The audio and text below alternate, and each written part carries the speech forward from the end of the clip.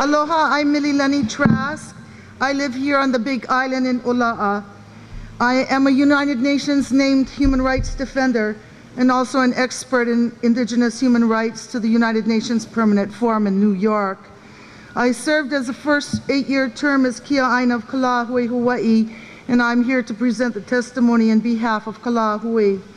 Kalahue is an indigenous initiative for self-determination and self-governance. It's 27 years old. We wrote our first constitution in Maliapukaokalani Church, Catholic Church 1 block from here. Our home is in Keaukaha. If you take a look at the documents that we've appended to our testimony, and there are two, what you're going to be looking at are documents that we took to the Hawaiian community in a series of 138 statewide workshops, supported in part by private grant funds and paid for also and supported and endorsed by the ANA. They wanted to ensure that our educational materials were accurate. They are to this day accurate, and they are certainly much better than what is being proposed by the Hawaiian Civic Clubs and Robin Danner. In 27 years, we have interfaced with the US Congress, the Department of State and Interior on many congressional initiatives. We helped write the Hawaiian legislation on education and health. We drafted sections of the apology bill, which is why I know that there's a statement in there saying that when the US overthrew us, they violated our right to self-determination and international law. I wrote that language when that bill was drafted by Senator Keaukaha. When you take a look at the documents that we have appended to our testimony, you will see a real-life example of Hawaiians expressing self-determination. We're perfectly capable of writing a constitution. We're perfectly capable of having elections. We did this ourselves for many years with the help of the League of Women Voters.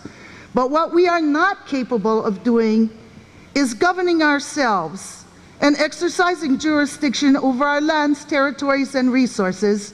And we have been denied that human right since the time of statehood, when the federal government and the state agreed to impose upon our peoples the yoke of perpetual wardship.